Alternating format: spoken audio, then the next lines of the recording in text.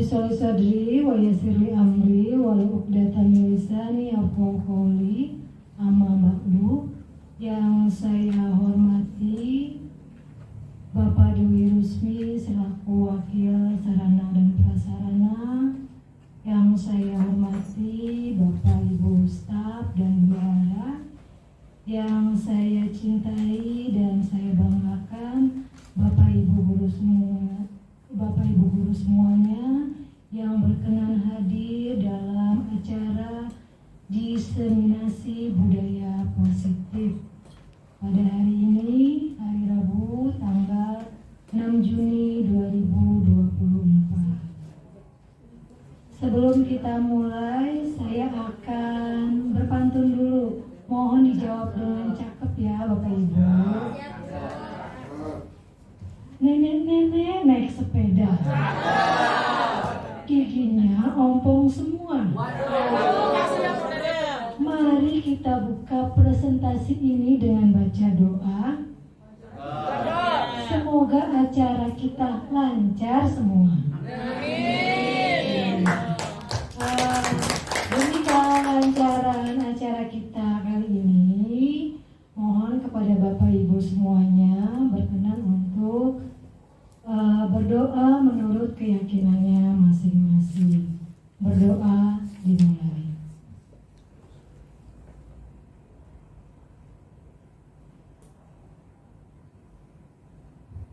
Selesai. Baiklah.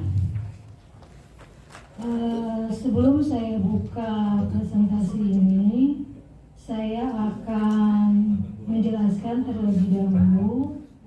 Pada hari ini saya melakukan diseminasi budaya positif berkenaan dengan aksi nyata saya sebagai calon anggota guru penggerak angkatan ke-10.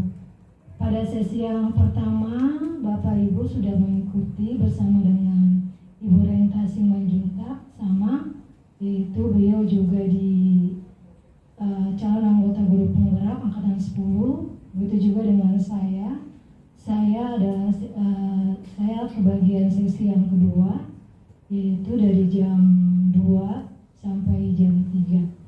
Jadi nanti insya Allah aksi nyata ini jika berkenan ya akan berlangsung selama 60 menit ya. Mohon Bapak Ibu nanti bisa fokus mengamati paparan yang akan saya tayangkan berkenaan budaya positif. Nanti insya Allah pada saat sesi yang terakhir sekitar 5 menit atau 10 menit paparan yang saya sampaikan, insya Allah nanti akan ada sesi tanya jawab ya. Jadi mohon Bapak Ibu tidak meninggalkan ruangan selama sesi diseminasi ini berlangsung. Baiklah, saya akan mulai berkenaan dengan diseminasi budaya positif.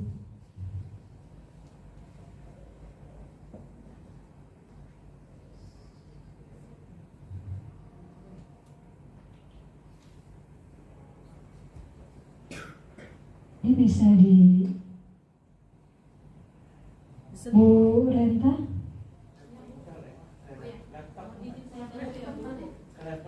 Saya izin bantu ya, boleh? Boleh. Di Prism dulu Bu. Prism tampil. Oh iya. Tampilkan. Tampilkan.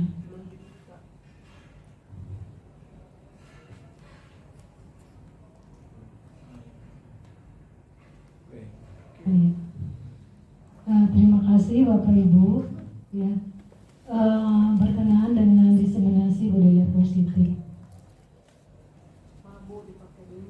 Nah, konsep inti nanti yang akan saya paparkan di sini ada beberapa konsep budaya positif. Yang pertama adalah perubahan paradigma pembelajaran, kemudian disiplin positif, kemudian kebutuhan dasar manusia, kemudian motivasi perilaku manusia, keyakinan kelas, posisi kontrol guru, dan segitiga restitusi. So nanti dari ketujuh konsep inti budaya positif ini akan saya paparkan satu demi satu supaya Bapak Ibu paham. Yang pertama berkaitan dengan yang ini ya, perubahan paradigma belajar.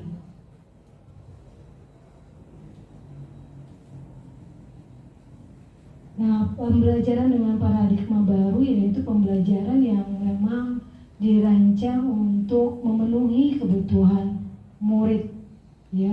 Bagaimana pembelajaran yang kita gunakan di dalam kelas harus kita sesuaikan dengan apa yang dibutuhkan murid, apa yang harus kita lakukan di kelas itu harus sesuai dengan karakteristik murid. Ya. Kan selama ini kita mengajar di di kelas gitu ya, tidak sesuai dengan apa yang tidak sesuai dengan kebutuhan murid gitu. Kita tidak tahu karakteristik murid itu seperti apa, latar belakangnya itu dari mana, kemudian bagaimana gaya belajarnya gitu ya, kita tidak tahu. Nah ternyata di dalam pembelajaran berdiferensiasi itu ada 3 aspek yang harus kita penuhi. Yang pertama itu adalah kita harus tahu kesiapan belajar murid. Bagaimana caranya untuk mengetahui kesiapan belajar murid atau namanya readiness?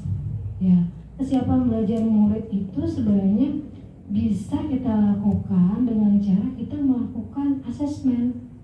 Nah, kalau di sekolah kita kan pernah tuh melakukan tes diagnostik, ya, atau tes awal. Nah, itu sebenarnya adalah bagaimana kita mengetahui kesiapan belajar murid. Kira-kira nih, misalnya kalau di awal tahun pembelajaran itu kan ada kita melakukan ya tes awal tersebut. Nah, itu tujuannya adalah bagaimana murid itu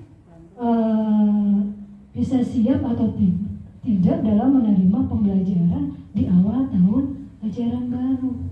Nah, sebenarnya nggak sulit-sulit amat dalam melaksanakan tes awal atau tes diagnostik ini. Nah, itu tergantung dari gurunya masing-masing. Bisa misalnya kita membuat tes berbentuk esai, atau misalnya tes lisan, atau misalnya tes boleh misalnya pilihan-pilihan cuma beberapa gitu ya, yang menanyakan tentang kesiapan mereka dalam pembelajaran. Misalnya kalau matematika mungkin kalau kelas 8 kita berikan materi di kelas 7. Ya, jadi bagaimana mereka kira-kira mereka sudah menguasai misalnya pembelajaran di materi yang lalu atau belum, ya. Sehingga kita bisa tahu nih, misalnya ini anak misalnya sudah paham misalnya materi ini, ada yang setengah-setengah atau tidak sama sekali. Nah, itu tahunya dari mana? Dari tes awal atau tes diagnostik. Nah, tes diagnostik ini terbagi menjadi 2, ya kan? Ada tes kognitif dan tes non kognitif. Nah, tes kognitif ini itu tujuannya untuk mengetahui pengetahuan siswa terhadap materi yang kita ajarkan. Sedangkan tes non kognitif itu untuk mengetahui kesiapan mereka belajar, kira-kira mereka siap atau tidak menerima pelajaran pada saat awal tahun ajaran baru. Nah, ini paradigma perubahan pembelajaran baru di sini. Sebelumnya kita tidak mengetahui kan, kita baru tahu tes awal atau tes diagnostik ini pada saat pandemi, ya kan Bapak Ibu? Iya. Jadi selama ini kita tidak mengetahui apa sih tes awal, kita tahunya pretest. Ya, padahal sebenarnya sih hampir-hampir sama gitu ya pretest. Tapi pretest itu hanya untuk mengetahui kognitif siswa atau peserta didik.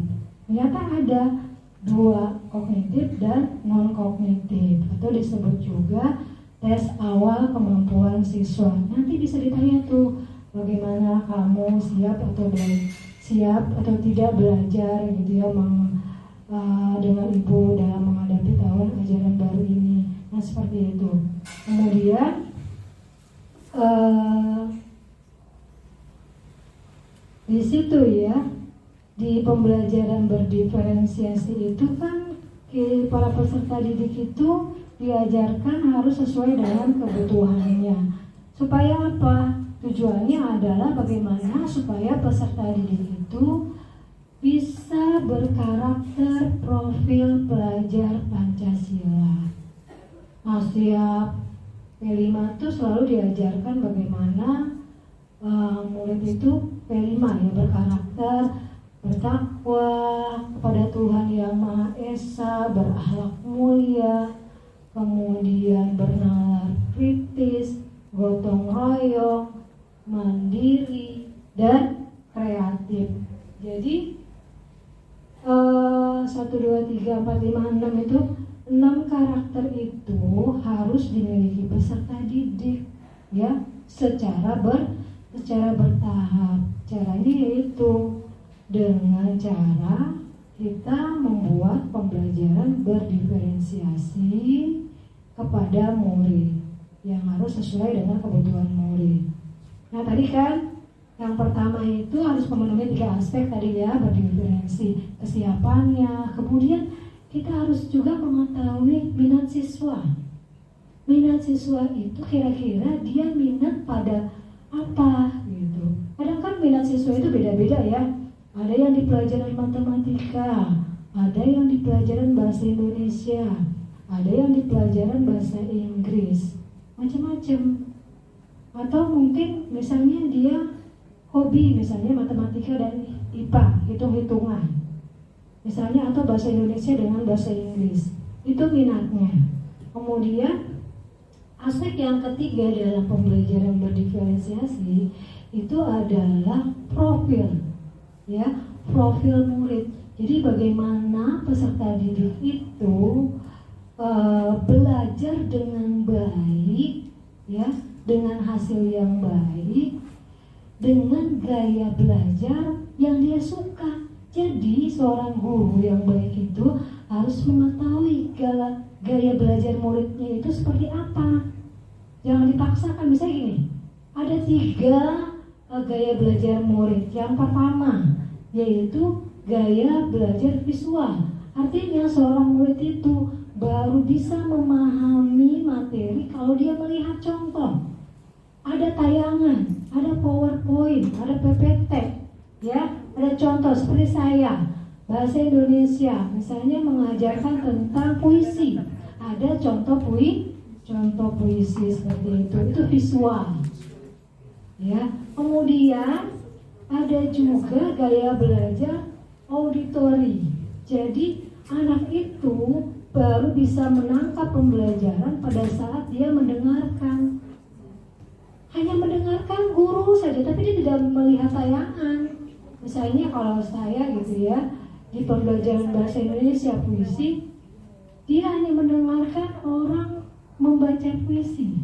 Gitu. Dia jadi senang dengan pembelajaran bahasa Indonesia. Nah itu auditori.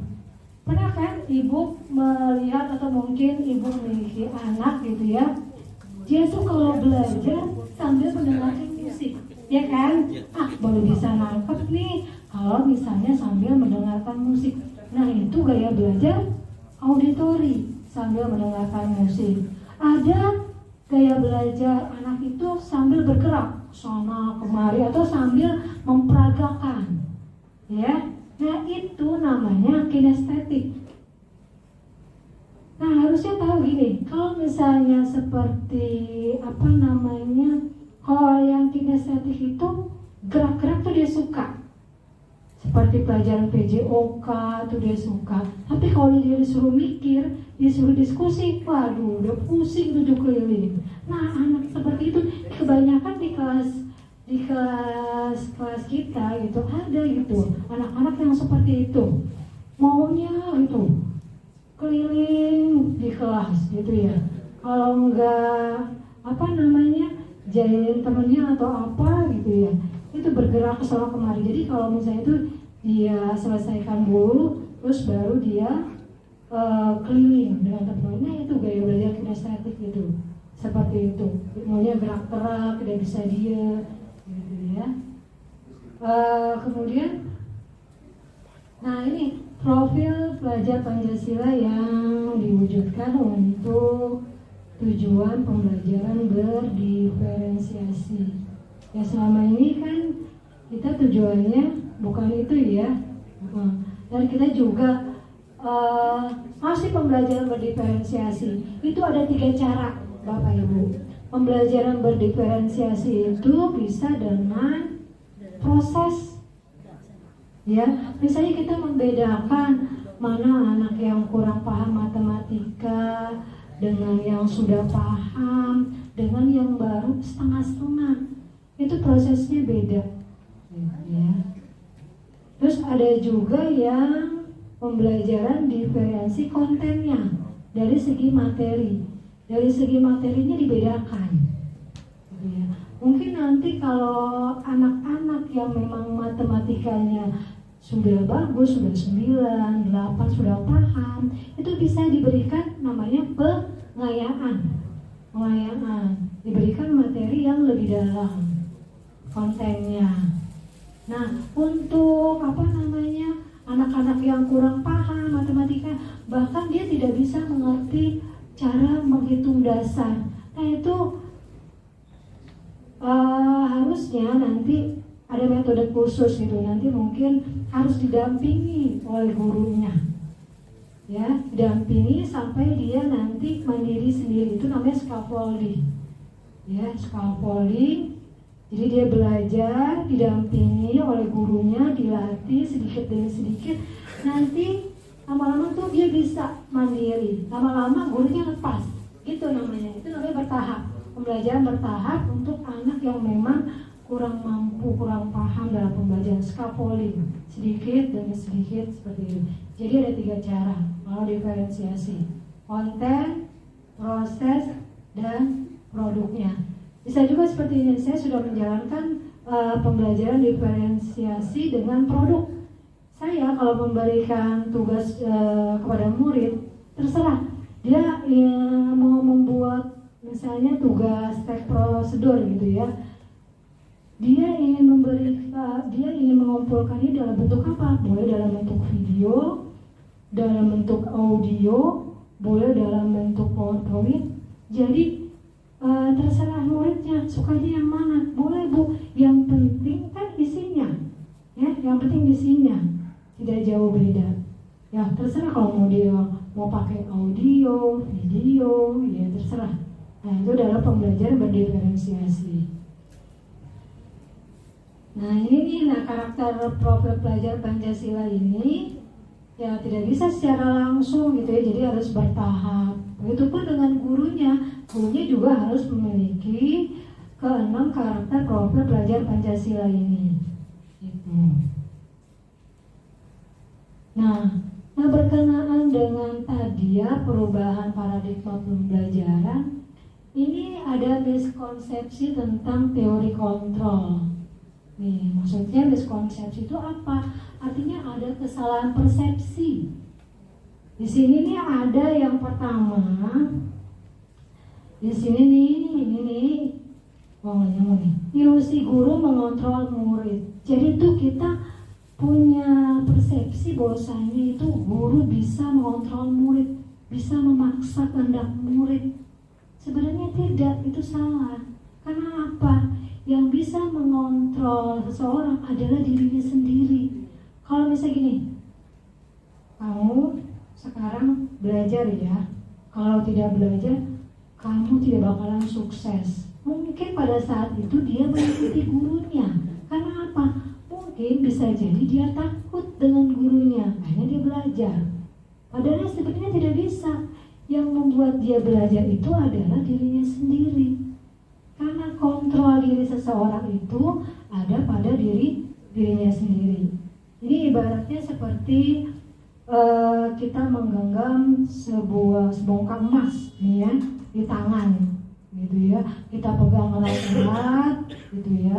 Kemudian tiba-tiba ada orang gitu yang ingin membukanya, yang ingin memaksanya. Nah, tergantung kita ya, mau memberikan emas itu atau tidak. Berarti yang bisa mengontrol diri kita adalah siapa? Bukan orang lain, tapi adalah diri kita sendiri.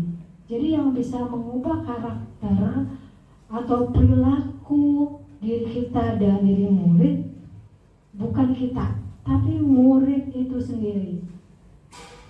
Ya. Jadi nggak bisa misalnya karakter orang itu bisa berubah secara drastis, tidak bisa. Harus dari dirinya sendiri. Terus yang kedua, ilusi bahwa semua penguatan positif, efektif, dan bermanfaat. Kan pernah ya, kalau misalnya ada masalah, nah ceritanya nih misalnya si A datang terlambat. Terus saya panggil misalnya si Puja, kamu kenapa datang terlambat? Sini, duduk di samping ibu. Ya bu, dia cerita panjang lebar mengapa dia datang terlambat. Terus kita berikan penguatan. Kamu besok tidak boleh terlambat lagi. Kalau kamu terlambat, kamu ketinggalan beberapa mata pelajaran. Siapa yang merugi? Kamu sendiri kan? Memang bagus penguatan positif tersebut, tapi tidak efektif. Walaupun sebanyak apapun penguatan positif yang kita lakukan terhadap murid, tetap aja gitu ya. Kalau misalnya murid itu tidak mau berubah, tidak akan berubah.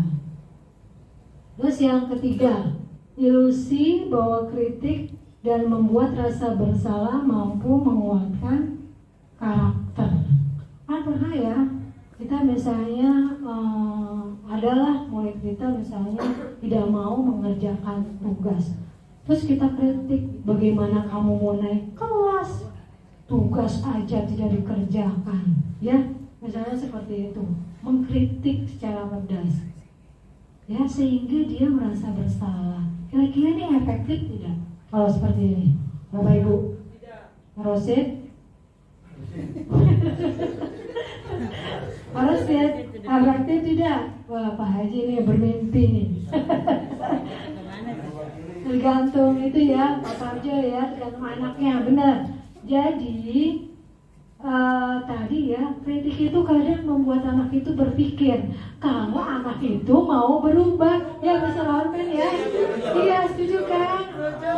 Kalau dia mau berubah, oh iya besok-besok saya akan mengerjakan tugas. Kalau tidak mengerjakan tugas, saya tidak akan naik kelas, misalnya seperti itu. Tapi ada juga masuk kuping kanan, keluar kuping kiri. Nasihat kita tidak didengar. Iya, besok dilakukan lagi tuh. Kadang saya seperti itu, saya pernah melakukan seperti itu di kelas. Saya marah-marah nih. Anak itu ribut sekali, saya marah-marah panjang lebar dari A sampai Z gitu ya. Saya terangkan gitu kalau kondisi kelas yang ideal seperti ini. Gimana gak marah? Besok-besoknya diulang lagi seperti itu. Aduh, percuma dong. Saya jelaskan panjang lebar dari A sampai Z hampir 3 jam. Itu habis untuk ceramah. Tapi apa? Ternyata itu tidak efektif. Jadi perubahan itu tidak semudah itu, gitu ya. Langsung dampaknya kelihatan. Jadi harus perlahan-lahan. Walaupun misalnya kita berkali-kali ceramah gitu atau apa, tetap gitu ya. Ternyata seperti itu.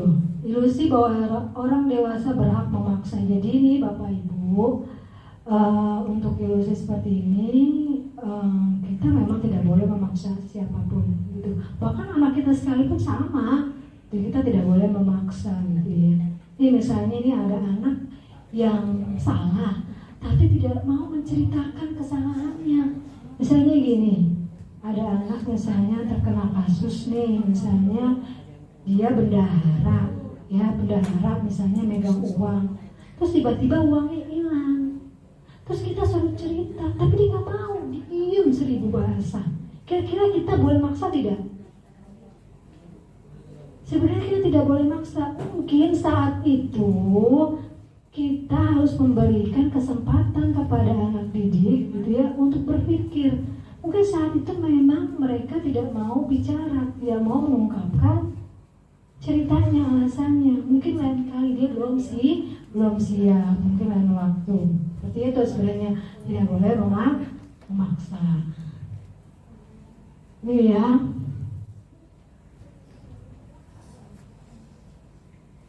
Nah ini tadi nih.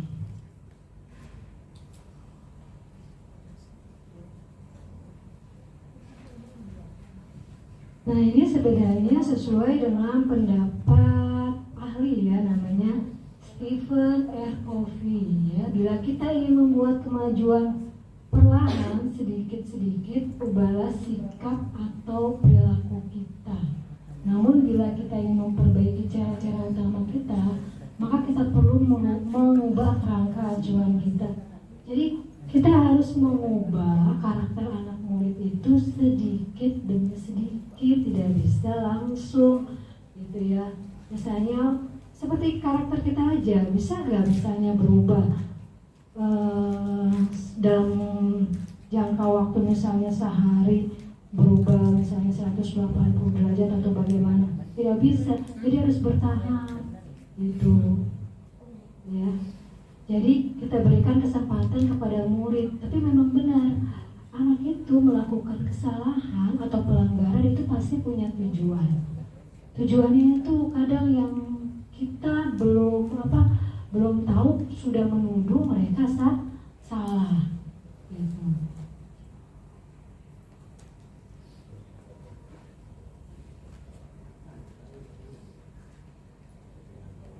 Ini cara mengubah paradigma stimulus respon ke pendekatan teori kontrol ya. Sebelum kesini kita penyegaran dulu yuk. Ayo Bapak Ibu berdiri. Pak Haji biar jangan ngantuk. Siap. Ya silakan cari pasangannya masing-masing. Ya pasangannya berdua-dua silakan. Ya. Laki-laki berhadapan-hadapan, silakan berhadapan-hadapan. Pak Rasid dengan Pak Fadil ya silakan. Tangannya silakan pegang ke pundak. Bapak Jo, belum dimulai Bapak Ken ya.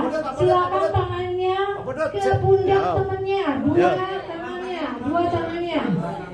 Ya, silakan. Bapak juga ya begitu ya. Silakan pijit.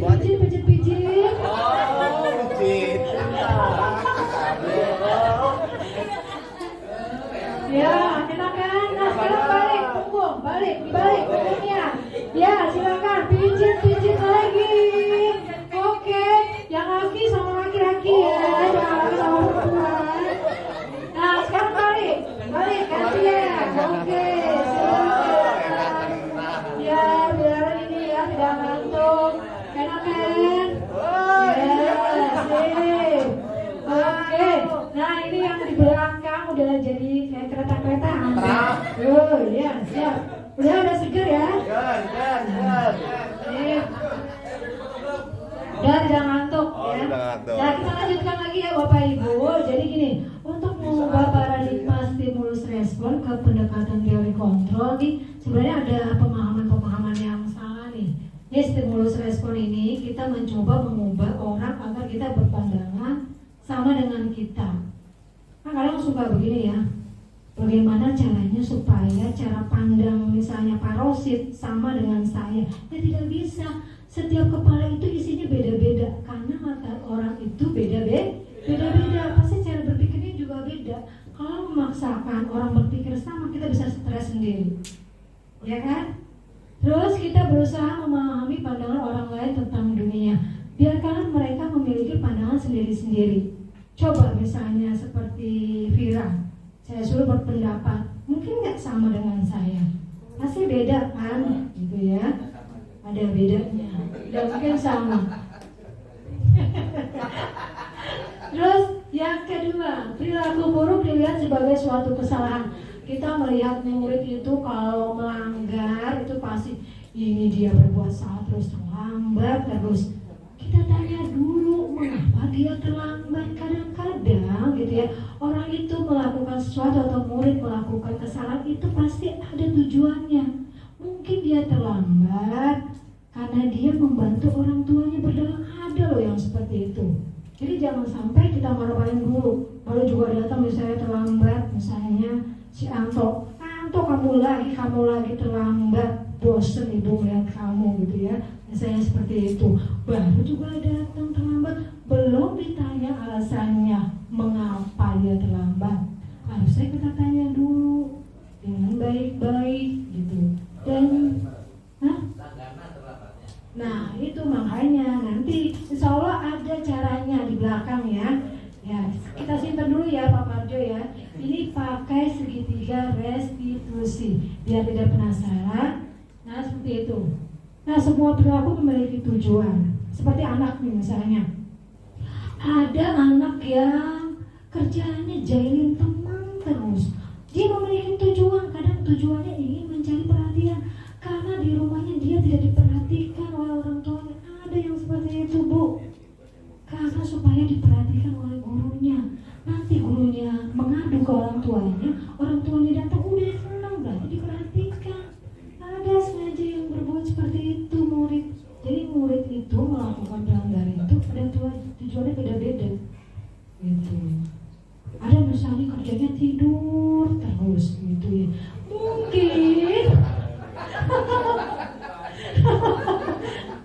Mungkin bosan lah yang itu terus itu yang diajarkan bosan gitu mau keluar misalnya ke kantin atau apa ya iya karena cara mengajar kita mungkin ya mungkin membosankan atau apa seperti itu jadi dia kerjanya tidur terus daripada mendengarkan gurunya membosankan aja dia tidur. Nah seperti itu ya Pak Rosid. Nah terus yang ketiga orang lain bisa mengontrol saya. Misalnya nih Pak Pade bisa mengontrol saya. Nih Bu Sri kamu begini. Wah tidak bisa. Jadi Pak di teori kontrol itu ada hanya Anda yang bisa mengontrol diri Anda. Jadi diri saya sendiri yang bisa mengontrol saya, tidak bisa orang lain. Terus yang keempat, pemaksaan ada pada saat bujukan gagal. Ya, misalnya kita gagal yang seperti tadi kasus kita menyuruh anak murid cerita, ya, tapi kita gagal. Jangan dipaksa. Mungkin lain kali dia belum siap cerita. Ya, mungkin lain kali kita panggil lagi gitu untuk cerita mengenai masalahnya.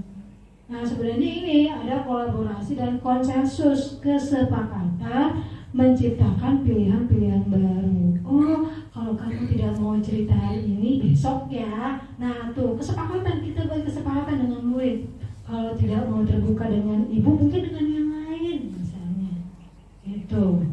Terus model berpikir menang kalah. Kadang kan begini. Misalnya kita mau hukum murid datang. Nah murid ini lagi nih kebetulan nih pas nih momennya gitu. Jadi merasa kita harus menang.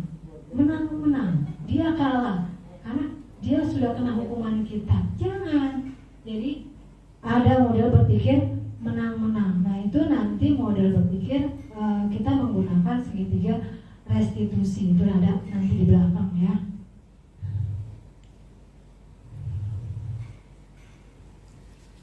Nah ini tentang disiplin positif. Sebenarnya disiplin positif itu apa sih? Momelan. Kira-kira disiplin itu apa artinya?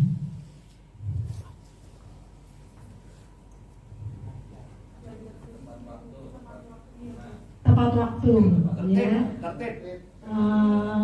Bu Tio, disiplin artinya belajar. Bu ini bertanggung jawab. Saya Bu. Iya, apa? Disiplin itu menurut pendapat saya adalah tertib sesuai dengan aturan yang dibuat. Bagus, semuanya pendapatnya benar, tepuk tangan. Ya, jadi disiplin itu artinya belajar bertanggung jawab, belajar patuh, belajar mandiri, belajar mematuhi peraturan, belajar, judulnya belajar, disiplin, belajar agar pada diri murid itu ya memiliki nilai-nilai kebajikan, nilai-nilai yang baik, gitu, ya, supaya dia berkarakter kuat, mandiri dan bertanggung jawab. Nah, mengapa harus ditanamkan disiplin positif? Supaya nih di dalam diri murid itu ada motivasi internal, ada dorongan internal. Kan pernah ya kita misalnya mendapatkan murid yang tidak ada kemauan belajar, ya, maunya tidur terus tahu kalau di kelas.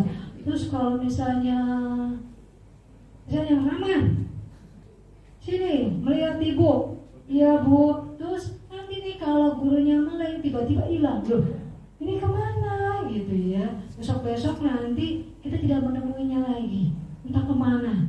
Iya. Nah ini disiplin positif ini sebenarnya tujuannya adalah untuk menanamkan motivasi dalam dirinya.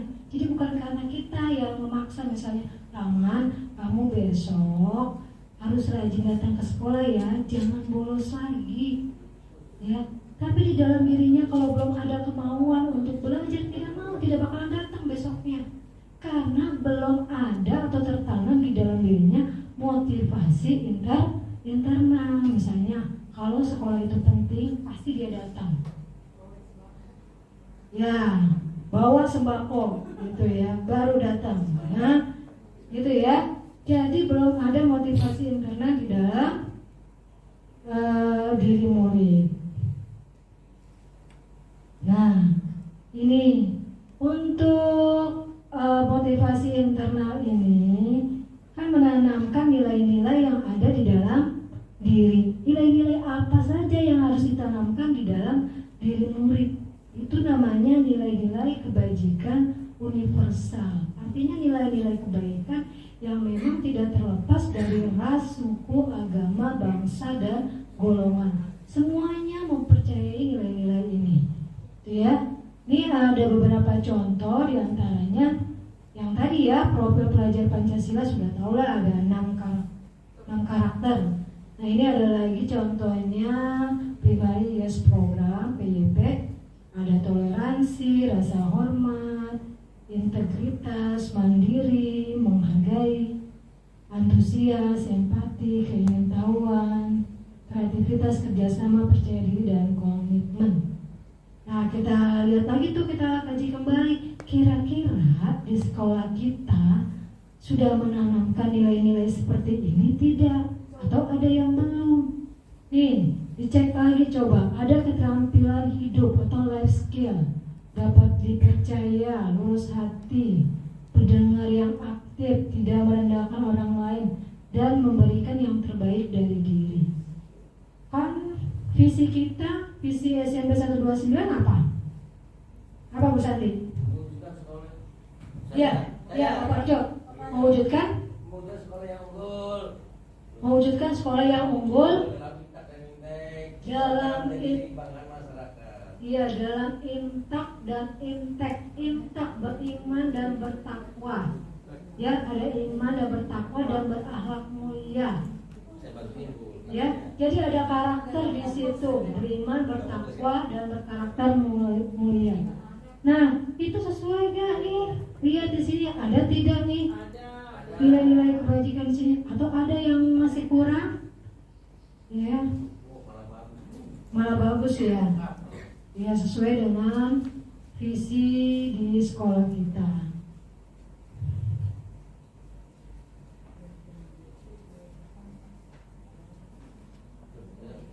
Bisa ya?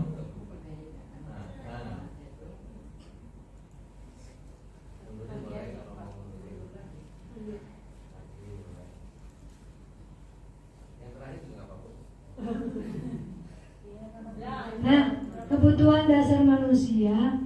Ini mohon maaf ya Bapak Ibu karena harus kebutuhan dasar manusia itu nih yang harus, jadi berhubungan dengan perilaku murid itu nih ya, sebenarnya ada kebutuhan yang dia tidak penuhi. Misalnya ya seperti tadi, ada anak yang dia tidur terus pada saat pembelajaran, ternyata dia tidak dipenuhi kebutuhan dasarnya selaku manusia. Dia tidak merasa happy, tidak merasa senang gitu ya. Kadang kurang seru pembelajarannya, ini dia tidur. Nah itu ada kebutuhan dasar manusia yang harus dipenuhi, ada 5 ya. Jadi kebutuhan dasar manusia itu adalah segala sesuatu yang dilakukan untuk mendapatkan apa yang diinginkan. Ada 5 kebutuhan dasar manusia. Nih, yang pertama, bertahan hidup. Ada anak kasusnya begini, tidak pernah dibawain makanan. Dia melihat temannya dibawakan makanan, bukannya enak lagi. Akhirnya setiap ada temannya yang bawa makanan, dia selalu mengganggu. Ternyata pas ditanya, mengapa kamu selalu mengganggu si A yang bawa makanan? Ternyata dia tidak makan karena ibunya tidak menyiapkan makanan di rumah. Berarti kebutuhan dasarnya sebagai bertahan hidup tidak dipenuhi. Itu makanya dia melakukan seperti itu, bertahan hidup. Kebutuhan makan, minuman, kemudian tempat tinggal, keamanan, kesehatan. Bahkan ada yang tidak mau sekolah. Pas ditanya begini, mengapa kamu tidak mau sekolah? Habis saya dibully terus. Berarti apa tuh? Kebutuhan apa? Survival juga. Keamanan. Dia tidak dipenuhi. Tidak merasa aman. Jadi buat apa dia sekolah? Akhirnya dia malas datang ke sekolah. Kebutuhan hidupnya tidak terpenuhi. Terus ada juga yang kebutuhan yang kedua, yaitu kasih sayang dan rasa diterima. Kebutuhan kasih sayang ini misalnya anak itu ingin mencari perhatian. Di kelasnya digangguin temannya, kadang disembunyikan tas temannya, kadang diambil pensil dan pulpennya. Itu ada seperti itu. Tujuannya adalah untuk supaya gurunya perhatian dengan dia. Berarti kurang benar kasih sayang dan rasa diterima, karena tidak pernah didengarkan di rumah, tidak pernah diajak cerita oleh orang tuanya. Akhirnya dia, banyak itu kasus yang perceraian itu, makanya seperti itu. Terus yang ketiga, kebutuhan dasar penguasa. Ada juga anak yang ingin tampil di depan, ingin merasa dianggap bisa, saya mampu loh misalnya gitu. Dia senang tuh kalau diajak tampil, padahal sebenarnya dia tidak mampu. Saya bu gitu kalau misalnya ada disuruh. Karena apa? Kebutuhan dasarnya ingin dipenuhi. Dia merasa mampu, ingin dikatakan bisa, mampu, pintar, pandai. Nah itu adalah kebutuhan dasar penguasaan. Kemudian kebebasan. Ada anak yang tidak mau belajar, maunya ke kantin karena tidak merasa bebas. Tidak mau belajar, saya nggak bebas gitu ya. Dia maunya ke kantin, makan gitu ya, menghabiskan waktu dengan temennya. Nah dia ingin kebebasan. Terus ada anak yang kasus tadi yang tidur gitu ya, karena misalnya pembelajarannya kurang seru, berarti kebutuhan kesenangannya tidak dipenuhi. Tidak seru nih pelajarannya, begini aja membosankan gitu. Akhirnya dia berbuat kerusuhan di kelas karena kebutuhan kesenangannya tidak dipenuhi. Jadi 5 kebutuhan dasar manusia itu harus dipenuhi supaya dia bisa bertahan dengan baik atau bersikap dengan baik.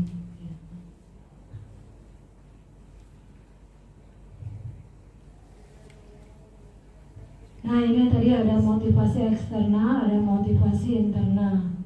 Nah, berkaitan dengan motivasi perilaku manusia itu ada dua, benar ya. Ada motivasi internal dan motivasi eksternal. Motivasi eksternal itu, nih misalnya, kan kadang ya kita memberikan misalnya murid nih, biar dia mau maju ke depan, kita kasih imbalan, ya, atau penghargaan, dapat reward tanda bintang, gitu ya. Atau misalnya dikasih apa, dikasih kue, atau dikasih permen, coklat. Nah, sebenarnya itu kurang baik, kurang efektif. Karena apa? Di sini ada teorinya. Jadi penghargaan itu menurunkan kualitas. Jadi nanti pada saat guru itu tidak memberikan imbalan atau penghargaan, anak itu tidak mau lagi maju ke depan. Mau dikasih permen, tidak dikasih coklat, gak mau maju kah? Karena udah biasa dikasih permen, coklat, uang. Jadi itu ya, karena biar muncul motivasi internal bukan eksternal. Dari eksternal tadi yang pertama ada motivasi itu untuk menghindari ketidaknyamanan atau hukuman. Misalnya nih ya, dia datang pagi-pagi ke sekolah tidak terlambat. Kadang anak-anak ditanya, mengapa kamu datang tepat waktu? Saya takut Bu, takut dihukum misalnya oleh Bu Pio, misalnya seperti itu. Nah itu berarti dia takut hukuman. Motivasinya apa? Internal apa eksternal? Eksternal, bukan internal. Karena takut dihukum. Kemudian, saya kepengen nih cepet-cepet pelajaran Bu Santi, karena setiap pelajaran Bu Santi kalau menjawab pertanyaan diberikan coklat. Itu motivasi eksternal atau internal?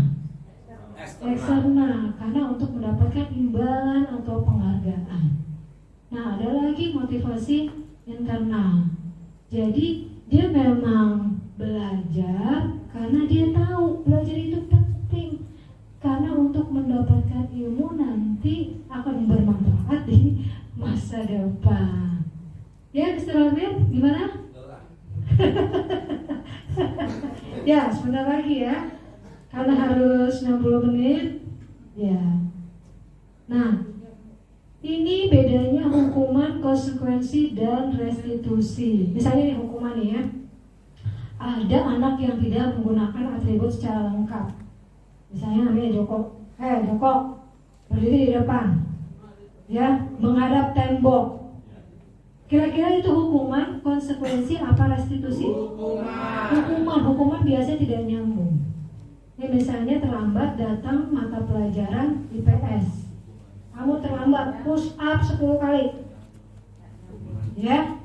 Dan biasanya tiba-tiba itu dilakukan oleh guru putusannya. Lari 10 kali keliling lapangan karena kamu terlambat datang pada saat pelajaran ibu. Hukuman, konsekuensi, apa restitusi? Hukuman. Ya, jadi seperti itu. Murid tidak tahu berupa hukuman biasanya fisik dan psikis. Ada juga Bu yang kejiwaan. Dasar kamu nggak tahu diri, udah misalnya miskin, jelek, hidup lagi. Fisikis, ya, kejiwaan nggak boleh Bapak Ibu, ya, jangan seperti itu. Itu bisa apalagi di depan anak murid yang lain, itu pasti jiwanya itu langsung down itu, udah pasti sakit hati, malu, rendah diri dengan teman-temannya. Karena hukuman itu ada dua, ada dalam bentuk fisik, ada dalam bentuk psikis. Hati-hati Bapak Ibu ya di sini. Kemudian kalau konsekuensi, misalnya gini, anak itu datang tidak mengerjakan tugas nih, misalnya terlambat mengumpulkan tugas. Nah, kamu terlambat mengumpulkan tugas bahasa Indonesia. Berarti karena kamu terlambat, kamu bertambah ya mengerjakan tugas, misalnya kan tadinya bagian B sampai bagian C ya, gitu. Ya Bu. Ya, itu konsekuensi atau hukuman? Konsekuensi, ya. Nyambung sih nyambung, tapi anak itu merasa tidak tidak nyaman. Kenapa matinya? Hah? Klik di layar. Oh iya. Oh udah lewat. Iya. Sorry. Nah, ini sebenarnya untuk restitusi, ya restitusi itu ada segitiga restitusi. Yang pertama menstabilkan identitas. Contoh, ya, misalnya dia berbuat salah, misalnya datang tidak tepat waktu, terus kita katakan, kamu bisa menyelesaikan ini. Ibu juga pernah berbuat salah seperti ini, ya. Jadi itu sebenarnya posisi anak itu kalau salah, kalau kita pojokkan, dia tanpa tidak mengakui kesalahannya. Tapi dari menstabilkan identitas itu mengatakan, misalnya berbuat kesalahan itu manusiawi. Nah, itu baru nanti dari identitas gagal ke identitas sukses. Artinya dia baru menyadari kesalahannya dan dia baru mengakui bahwa itu adalah salah. Ya. Setelah menstabilkan identitas, kemudian tahap tindakan yang salah, validasi tindakan yang salah. Nah, kita tanya alasannya, mengapa kamu berbuat seperti ini? Pasti ada alasannya. Nah, udah dijelaskan nih misalnya alasannya.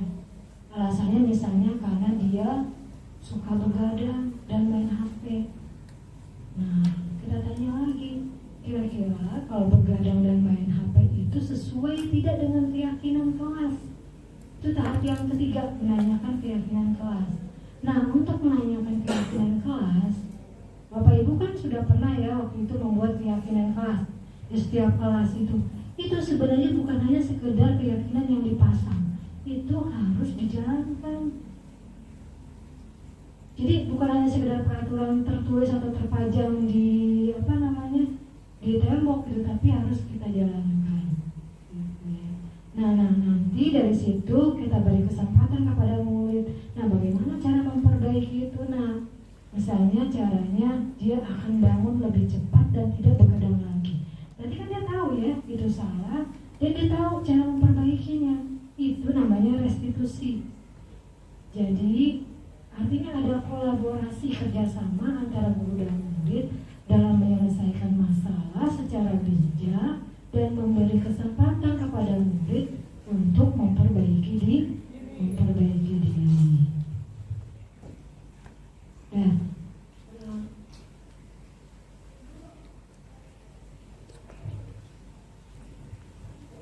Jadi gitu ya.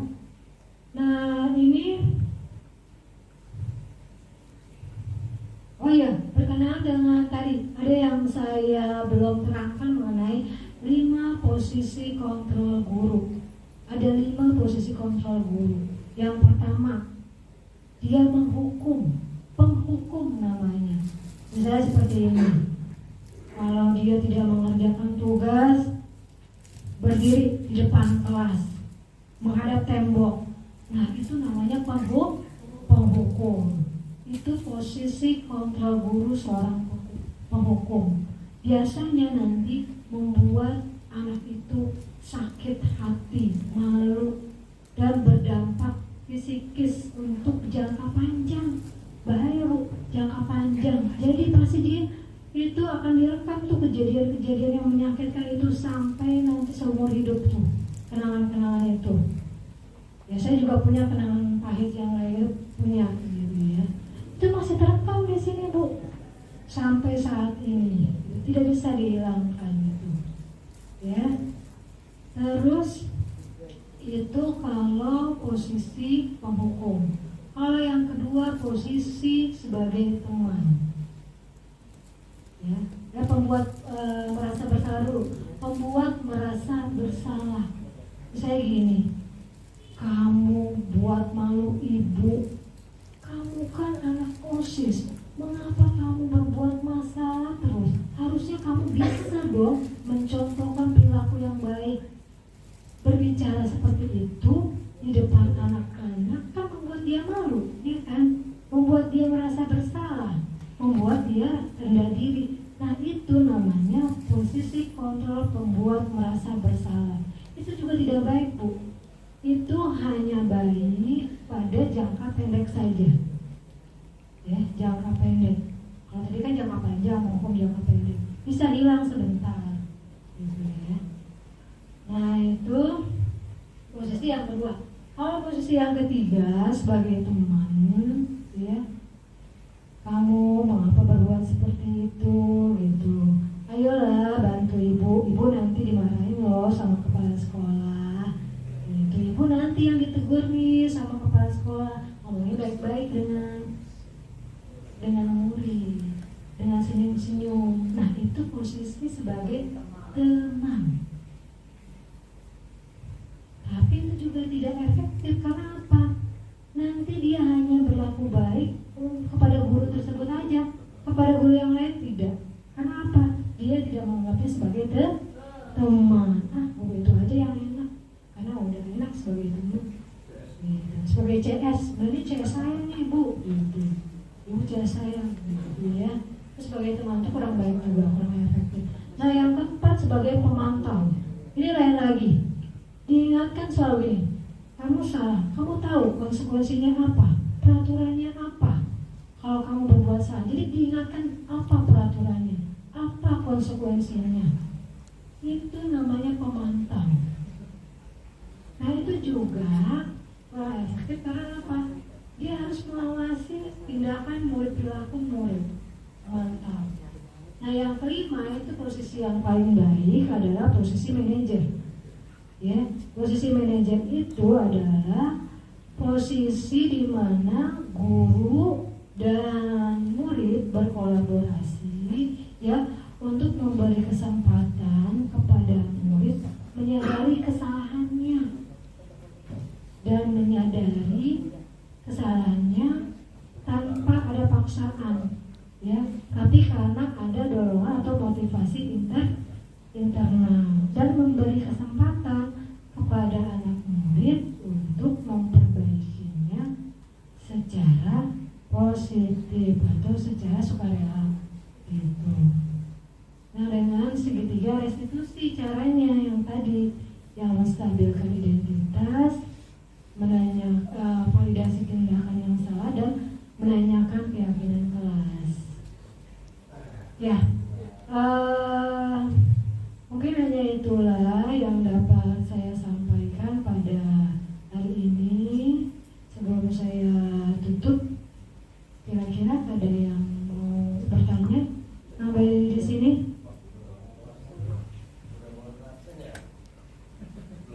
Udah? Satu, ya. Ada yang mau bertanya? Silakan. Sebelum ditutup. Tanya, Bu. Oh iya, tuh yang nanya kan. Baik, terima kasih, Iya. Bu, atas paparan Ibu yang baru saja kita dengarkan bersama-sama. Yang pertama, sopan, hebat, bagus, sudah lengkap, jelas gitu kan, dengan suara yang lantang, kemudian teknis penyampaiannya sudah bagus juga. Karena diselingi dengan adanya speakingnya dulu tadi supaya tidak bosan, sehingga peserta itu merasa yang nggak jenuh dengan paparan yang Ibu sampaikan. Kemudian dari suara jelas juga disampaikan kepada kami. Kemudian yang perlu saya tanyakan itu, nah, bagaimana menyikapi anak-anak yang memang dari awalnya dan dasarnya itu tergolong di ABK gitu. Itu mau dimulai kayak apa pun akan demikian. Terima kasih, Bu. Terima kasih Bapak Dwi Rusmi. Pertanyaannya bagus sekali. Nah, untuk anak ABK ini sebenarnya harus ada pendamping khusus yang mengerti dan memahami karakternya, karena ini termasuk anak yang unik, anak yang istimewa, tidak sama dengan anak-anak normal yang lainnya. Kalau anak normal mungkin paham ya bagaimana dia harus meyakini nilai-nilai kebajikan. Tapi kalau anak-anak ABK kan istilahnya memang dia perilakunya seperti itu. Mau dia kita bentuk misalnya dengan cara segitiga restitusi atau stabilkan identitas atau apa ya. Kita lihat juga mungkin grade-nya ya, kadang kan ada tingkatannya itu ya. Mungkin nih kalau ada kan anak yang dia tidak paham, tidak mengerti apa yang dibicarakan oleh gurunya, dan ada juga yang paham.